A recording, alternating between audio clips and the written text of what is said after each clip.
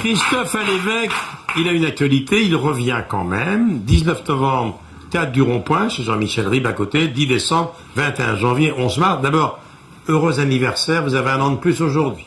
Ah, bah bravo.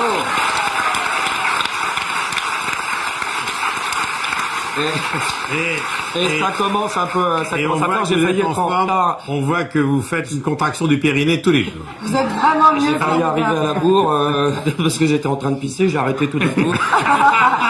Mais j'arrivais pas à reprendre.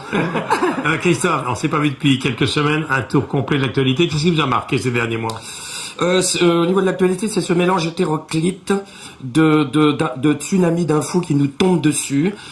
C'est tout, n'importe quoi. Tout est traité au même niveau. On ne sait pas où est l'info. Ce qui est important, on n'y comprend plus rien. Voilà. Exemple, un fait divers étonnant. Oui, c'est arrivé, je ne sais pas si vous vous rappelez, à la rentrée. On lit dans le journal, paf, un député macroniste frappe à coups de casque un socialiste. Ouais. Mais ça, c'est en plein Paris. En plein Paris. Bon. La vraie info n'est pas là. Non. On lit plus loin, la vraie info est là. Et on apprend en fait que le socialiste sortait de chez son psy quand il a rencontré le macroniste. Elle est là l'info. C'est pas vrai. Ça prouve deux choses. Et d'une, qu'il est bien socialiste. Et de deux, qu'il se soigne. Il y a un feuilleton qui vous a marqué, hein? Cet été, il y a un feuilleton qui m'a traumatisé. C'est pareil, le flux d'infos, tout au même niveau. On est en plein dans les incendies, la Corée du Nord, le terrorisme, la loi travail, et tout d'un coup, pan, dans tous les JT, radio, télé, partout, un panda est né dans un zoo. C'est beau. Mais non, on s'en fout. Non. Les pandas, c'est bien empaillé. C'est rare. On voit bien que vous n'avez pas de panda chez vous. Je me souviens partout sur les JT, c'était le 5 août à 22h20. Oui, ils annoncent ça, JT, 10 minutes dans les JT. Il est né j'ai noté le 5 août à 22h20. Oh, chantons tous son avènement. Ah ben non, et relayé par tous les médias, et après, il est né aux côtés de sa maman qui s'en occupe bien, qui le lèche. Et on apprend que le bébé est un miraculé. Voilà. Et là, en fait, la vraie info est là. Il est un miraculé. Pourquoi? Parce que ça dure 10 minutes, l'info, quand même, parce qu'on apprend que le papa n'a pas de libido. Voilà. Comme tous les pandas mâles. Oui. Oui, mais nous, on ne le sait pas. Voilà. Parce qu'on ne sait pas que les pandas mâles, ils bouffent des puces de bambou, ils voient un cul de maman panda, ils bougent pas.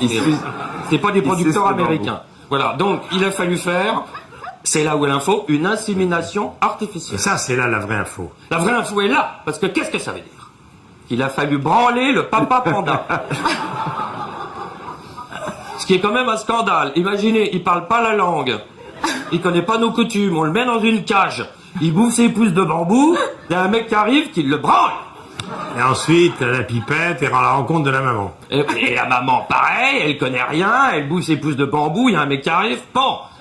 Et ça veut dire, pareil, médecine à 2 vitesses. Voilà. Il y a des privilégiés. La loi sur la PMA n'est toujours pas passée. Et la maman panda en a bénéficié. Mais la vraie info, elle est toujours pas là, la vraie info. La vraie info, elle est toujours pas là. Elle est quelque part. Elle est là. La vraie info, elle est pas là. C'est que c'était un événement parce que c'est la première fois qu'un bébé panda naissait en France. C'est l'effet Macron. Alors, quand on fait le tri dans ce flot d'infos, là? On ne peut pas faire le tri. On prend tout, on mange. Voilà. Le vrai symbole, c'est le deuxième tour de la présidentielle. C'était psychanalytique. On avait le choix, souvenez-vous, entre une fille qui a tué son père et un fils qui a épousé sa mère. Ça, c'est pas bien de se moquer de l'âge. Non, mais... Il faut pas se moquer de l'âge de Madame Macron. Mais non, mais ça n'a aucun intérêt, je ne me moque pas de son âge. Et ils sont beaux, tous les deux, de toute façon, ils vont bien ensemble, il la tient toujours par la main pendant toute la campagne, sinon elle se casse le col du fémur. Non mais, ça veut dire que là, les dames ont dit non sur monsieur, peut-être. Mais là où est la vraie info, parce qu'on s'en fout évidemment de l'âge de Madame Macron, qui est une dame merveilleuse, mais ça en dit long sur lui. C'est là où est l'arnaque. On a élu un moderne, un jeune. En fait, il est vieux. C'est un vieux. C'est un faux jeune. Vous le trouvez âgé? Je trouve que Brigitte est plus jeune que lui. C'est drôle. Mais ça se voit dans toute son attitude, les symboles, la verticalité du pouvoir. quand il est élu, souvenez-vous, le soir du deuxième tour, dans la cour du Louvre, cette marche qui n'en finit pas, là, c'est un truc de vieux, ça. C'est Mitterrand. Mais oui! Mais vous gueulez dans le public parce que vous êtes vieux! Mais je n'en sais rien, où? Et la descente des Champs-Élysées, le jour de l'intronisation. Oui, c'est pareil, il défile sur un véhicule militaire. C'est un truc de vieux. C'est un symbole. Depuis De Gaulle, on n'avait pas fait ça. Voilà, il se réfère souvent à De Gaulle, d'ailleurs. Hein. Macron, c'est De Gaulle sans la guerre, et Brigitte, c'est Tante Yvonne sans le dentier. Oh.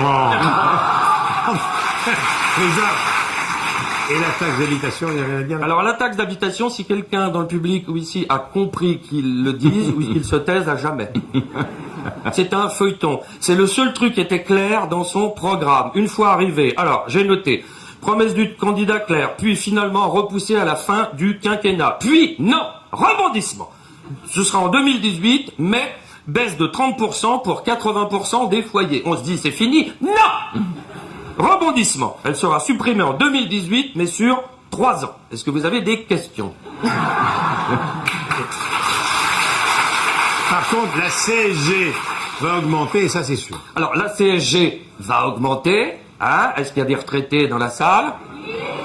Voilà, bonne année. Alors, la CSG va augmenter. Et là où c'est drôle, là où est la vraie info, c'est une fois de plus la justification du gouvernement sur la hausse de la CSG. Une promesse, c'est une promesse. Sinon, des nouvelles de la gauche? C'est la gauche est toujours unie, comme d'habitude. On a vu, il y a eu des manifestations, ils étaient tous ensemble, mais pas le même jour. C'est le principe du rassemblement. C'est le principe du rassemblement à gauche. Et Mélenchon, vous l'aimez bien, Mélenchon? Mais j'aime bien Mélenchon, il a fait une campagne magnifique, c'est un lettré, c'est un érudit, c'est un tribun, il est brillant. Mais la question qu'on peut se poser en ce moment, c'est à quoi ça sert d'être aussi brillant si c'est pour s'éclairer le cul? Et à droite? Et la droite, alors la droite, là on pourra en parler, bon elle a explosé, mais ça c'était prévu. Mais c'est Xavier Bertrand, hein, du Nord, qui a eu la meilleure analyse en une phrase. Le vrai sujet, c'est qu'on n'a pas d'idée. Ouais. Et la surprise, c'est le FN, quand même. Le FN, oui, c'est vrai. Après le suicide médiatique de Marine Le Pen au débat là, d'entre deux tours, là, c'était pas prévu qu'ils explosent. Et puis, ça y est, c'est la Bérésina. Tous les cerveaux s'en vont. Il va rester le logo. Christophe, allez mec. Merci Christophe. En tournée, théâtre du Rond-Point. Voilà.